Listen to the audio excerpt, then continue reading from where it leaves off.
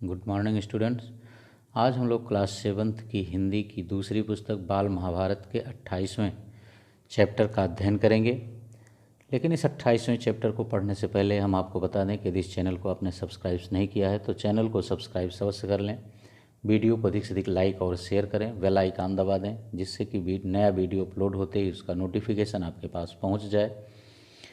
और कमेंट करके हमें भी ये ज़रूर बताएं कि ये वीडियो आपको कैसा लगा। पिछले चैप्टर में आपने चैप्टर 27 में आपने पढ़ा कि महाभारत का युद्ध कौरव और पांडव दोनों सेनाओं के बीच प्रारंभ हो चुका है। तो आइए अब हम इस पाठ में देखते हैं कि महाभारत के पहले, दूसरे और तीसरे दिन के युद्ध में कौन कौन सी घटनाएं घटित होती हैं।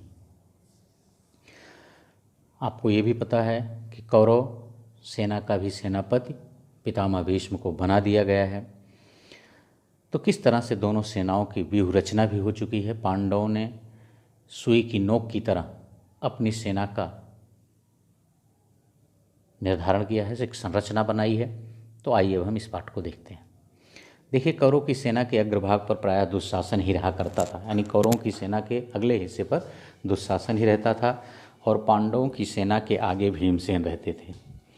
बाप ने बेटे को मारा, बेटे ने पिता के प्राण लिए। क्योंकि सैनिकों में भी इस तरह से थे कि पिता पुत्र दोनों ही युद्ध करने के लिए आए थे, क्योंकि कुछ कौरवों की तरफ से कुछ पांडवों की तरफ से, तो किसी तरफ पिता है किसी तरफ पुत्र है और एक दूसरे से ये सब युद्ध कर रहे हैं। तो वही है कि बाप ने बेटे को मारा, बेटे ने पिता को मारा, भांजे ने मामा का वध किया, मामा ने भांजे का काम तमाम किया यानी मारा। युद्ध का यह दृश्य था। पहले दिन की लड़ाई में भीष्म ने पांडवों पर ऐसा हमला किया कि पांडव सेना थर्रा उठी यानी काँप गई। युधिष्ठिर के मन में भय छा गया और दुर्योधन आनंद के कारण झूमने लगा। पांडव घबराहट के मारे श्री कृष्ण के पास गए। श्री कृष्ण युधिष्ठिर और पांडव सेना का धीरज बढ़ा रहे थे। पहले दिन की लड़ाई में पांडव सेना की जो दुर्गति हुई उससे सबक लेकर पांडव सेना के नायक धृष्टद्युम्न ने दूसरे दिन बड़ी सतर्कता से साथ एक व्यूह रचना की और सैनिकों का हौसला बढ़ाया। सारी कौरव सेना में 3 ही ऐसे वीर थे जो अर्जुन का मुकाबला कर सकते थे, भीष्म, द्रोणाचार्य और कर्ण। सारे कौरव वीरों का यह मानना था कि वे अर्जुन से अपना गांडीव हाथ में लेकर इस कुशलता से युद्ध किया कि कौरव सेना के सभी महारथी देखकर दंग रह गए। भीष्म ने अर्जुन पर जोरों से हमला कर दिया। इस प्रकार अर्जुन और भीष्म के बीच बड़ी देर तक युद्ध होता रहा। फिर भी हार जीत का कोई निर्णय नहीं हो सका। एक ओर अद्भुत युद्ध हो रहा था तो दूसरी ओर द्रुपद का पुत्र धृष्टद्युम्न, जो कि द्रोणाचार्य का जन्म से ही बैरी था, शत्रु था, आचार्य द्रोण के साथ युद्ध कर रहा था। सात्यक द्वारा छोड़े गए एक बाण ने भीष्म के सारथी को मार गिराया। सारथी के गिर जाने से घोड़े हवा से बातें करते हुए अत्यंत वेग से भाग खड़े हुए।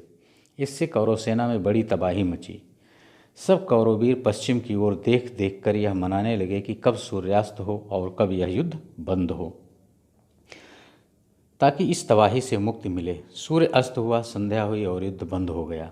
पहले दिन की लड़ाई के बाद पांडवों में जो आतंक छाया था, दूसरे दिन के युद्ध का वही आतंक कौरवों की सेना पर छाया हुआ दिखाई दिया। तीसरे दिन दोनों सेनाओं की व्यूह रचना हो जाने के बाद दोनों पक्ष फिर से युद्ध में लग गए और एक दूसरे पर हमला करने लगे। भीमसेन द्वारा चलाए गए बाण से दुर्योधन को जोर का धक्का खाकर बेहोश हो गया और रथ में गिर पड़ा। यह देखकर उसके सारथी ने सोचा कि दुर्योधन को काफ़ी चोटें आ गई हैं, जिससे उसने दुर्योधन को अपने रथ को मैदान से हटा लिया, जिससे कौरव सेना को दुर्योधन के मूर्छित होने का पता न चले। इन्हीं विचारों से प्रेरित होकर सारथी जल्दी से रथ को युद्धभूमि से हटा ले गया और छावनी की तरफ ले गया। अनुशासन के टूटने और सेना में खलबली मच जाने का कारण वह स्वयं ही बन गया, जिससे सैनिकों में भगदड़ मच गई। इधर पांडवों की सेना में आनंद छाया हुआ था। दिन के पहले भाग में उन्होंने कौरव सेना पर जिस प्रकार हमला करके उसे तितर बितर कर दिया था, उन्हें यह भी आशा न थी कि भीष्म इस बिखरी हुई सेना को फिर से इकट्ठा करके उन पर टूट पड़ेंगे।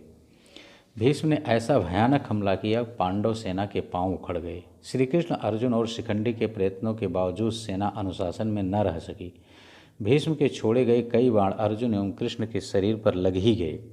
इस पर कृष्ण को असीम क्रोध आ गया, उनसे रहा ना गया। उन्होंने खुद भीष्म को मारने की ठान ली, जबकि उन्होंने प्रतिज्ञा की थी, आपको याद होगा, कि मैं अस्त्र शस्त्र नहीं उठाऊंगा।